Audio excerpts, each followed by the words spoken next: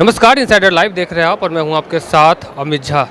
इन दिनों बिहार में भी लीची का सीज़न चल रहा है और ऐसे में जो किसानों की समस्या है लीची को लेकर कई बार ऐसा होता है कि बिचौलिए उनका जो बेनिफिट है वो नुकसान कर देते हैं, ले लेते हैं। उसके बाद मार्केट में तमाम जो इनका जो खेती करते हैं लीची का जो लीची उपजती है फिर बाद में जो बाज़ार में ये जाते हैं उनको उचित मूल्य नहीं मिलता है। आज हमारे साथ बात करने के लिए कुछ किसान लोग हैं, उनसे हम बात करेंगे और जानेंगे क्या क्या समस्याएं जो है लीची उत्पादन में इन लोगों को होती है। सबसे पहले क्या क्या समस्याएं रहती है लीची की? समस्या लेबर की सबसे बड़ी समस्या है। लीची उत्पादन में पानी पटाने से लेके खाद देने से लेके पेस्टिसाइड स्प्रे करने तक लेबर की बड़ी समस्या है। उसके बाद उसको किसी तरह हम लोग कर लेते हैं तो बिक्री की समस्या आती है। लोकल व्यापारी औने पौने दाम में लेता है। कोल्ड चेन का अभाव है।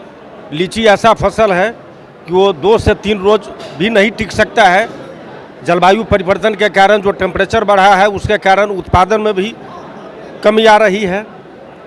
और एक समस्या जो सबसे महत्वपूर्ण है कि नीलगाय और घोड़गदरा जो जंगली जानवर है वो नीचे से जितना पाता है वो सब खा जाता है। हमारी मांग है सरकार से कि उसको अविलंब या तो मरवावे सरकार या पकड़ के जंगल में छोड़े। आज जो सेमिनार हुआ है तो उसमें क्या मतलब जो समस्या है उसी को लेकर हुआ है कि उसका समाधान करना है? आज का जो सेमिनार है वो क्रेता और विक्रेता जो निर्यातक हैं और जो उत्पादन करता है ये एक शुरुआती पहल सरकार के द्वारा है, उद्यान विभाग के द्वारा। तो आज का जो सम्मेलन है ये क्रेता और विक्रेता सम्मेलन है।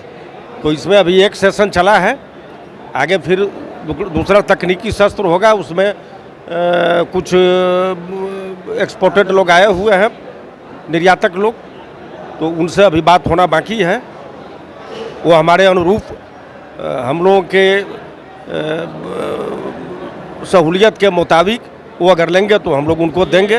लोकल व्यापारी से अच्छा दाम मिलेगा तो उनको देंगे। तो ये जो आयात निर्यात की बात है तो इसमें मतलब क्या सहूलियत बताए होंगे ना कि हाँ अब पहले जैसे ट्रांसपोर्टिंग होता था अब किस तरह से होगा?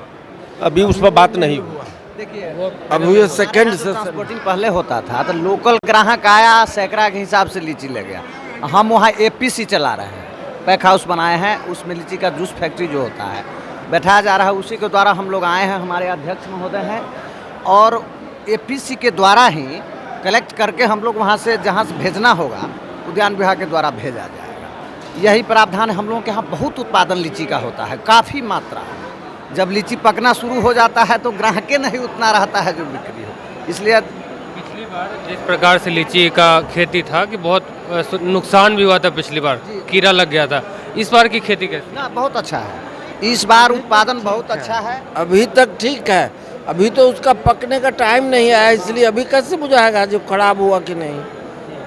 और तकनीकी सेशन अभी इसके बाद होगा तो उसके बाद फिर बात करेंगे तो वो क्या बताए उसको बुझाएगा। अच्छा फसल है, प्रकृति भी साथ दे रही है। तो ये कुछ किसान थे हमारे साथ, इन्होंने बताया कि इस बार जो लीची की खेती है बहुत अच्छी है, फल भी बहुत अच्छा है।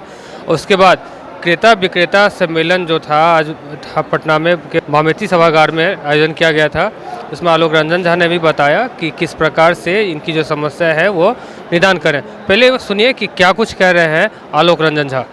आज का कार्यक्रम लीची क्रेता विक्रेता सम्मेलन जो बिहार में पहली बार किया जा रहा है, उसका मूल उद्देश्य है कि हम लोग क्रेता और विक्रेता के बीच की दूरी कम करें। जो आय का साधन है किसानों का, उसको कैसे हम लोग और बेहतर कर सकते हैं उनके बीच की दूरी को पाट करके। तो उसी के लिए आज यहाँ दूर दूर से भारतवर्ष के एक्सपोर्टर्स आए हैं, यहाँ पे प्रोसेसर्स आए हैं, यहाँ हमारे किसान बंधु आए हैं, और सभी लोगों को एक मंच दिया जा रहा है कि आपस में बैठकर हम निर्णय लें, बातचीत करें, समस्याओं को समझें और एक बेहतर आय का साधन अपने लिए उपलब्ध करा सकें, उसके लिए चर्चा होगी। सर, लीची और आम का जो है उसका इंश्योरेंस के लिए क्या हो? किसानों का बहुत नुकसान किसके लिए क्या? लीची और आम की फसल जो है, जैसा कि सभी फसलों के लिए है, सरकार की तरफ से उसके लिए अनुदान का प्रावधान है। तो जहाँ भी इस तरह की समस्या हुई है उसका सर्वेक्षण करके उसके उपरांत उन्हें अनुदान दिया जाएगा। इंश्योरेंस की कोई प्रावधान नहीं है?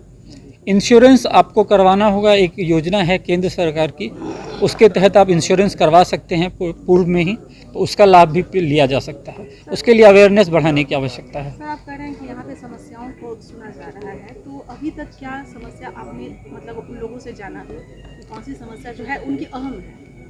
जो बातों से पता चला है, जो सभी अभी हम लोग उसके लिए पूरे दिन भर चर्चा करेंगे, तो जो समझ आ रहा है वो ये है कि किसानों का जो मैक्सिमम बेनिफिट है वो उन्हें नहीं मिलकर किसी बीच वाले इंटरमीडियरी को या किसी मिडिल मैन को मिल जाता है।